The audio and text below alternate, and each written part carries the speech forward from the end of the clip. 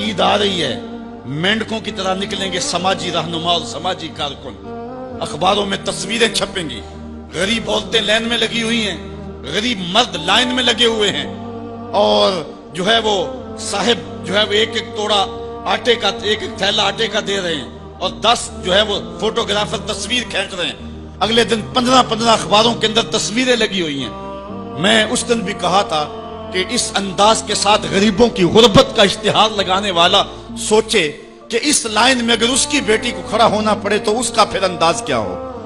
बात ये नहीं, बात तकरीम की है। कल्ला बल्ला तुकरिमूनल यतीम। आइए तुम्हें मैं कहानी सुनाऊं।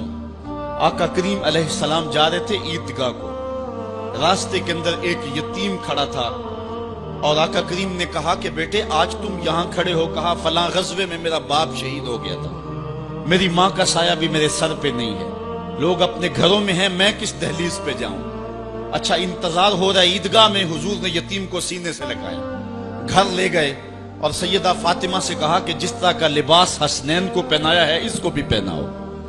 अल्लाह अकबर। और उसको खाना खिलाया और सब कुछ उसकी तकरीम करने के बाद हुजूर ने फिर जो है वो उसको इज्जत देने के लिए, उसकी तकरीम देने के लिए हुजूर अलैहिस्सलाम ने उसको फरमाया अमा तरदा अन्ना मुहम्मदन अबू का। बेटे क्या तू पसंद नहीं करता कि मोहम्मद तेरा बाप लगे? वह आयशा ता उम्मो का, और आयशा तेरी माँ लगे। वह फातिमा बिन्तो मुहम्मदिन उख्तो का, और फातिमा तेरी बाजी लगे। उसने कहा ये एजाज मिल जाए तो मुझे और क्या चाहिए।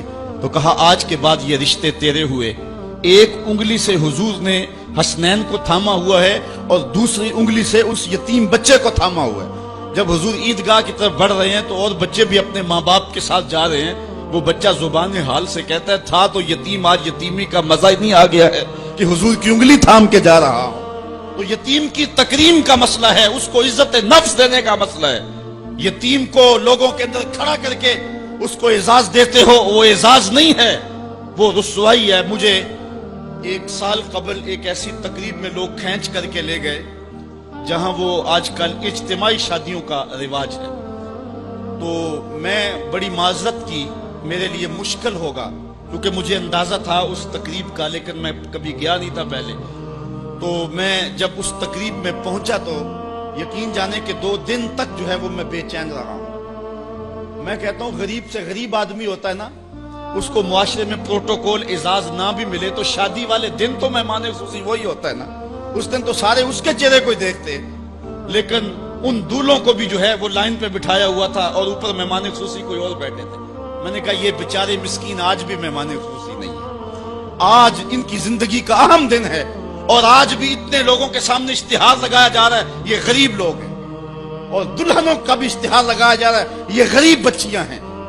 और फिर क्या उनके चेहरे पे कोई मुसर्रत के आसार थे और ना उन बेटियों के चेहरे पे कोई मुसर्रत के आसार थे। तो लोग खुशी बांटने चले हैं लेकिन गमों में इजाफा करते चले गए। रात की तन्हाई में निकलो, अंधेरा फैला हुआ हो, कोई देखने वाला ना हो, अपने साये से भी बचो और जाके गरीब के घर में रकम फेंक के आ जाओ, उसे पता ना हो ये फेंकी किसने है। और फिर वो शादी करें जो दुआएं उनके कलेजे से निकलेंगी अर्श तक पहुंचेंगी।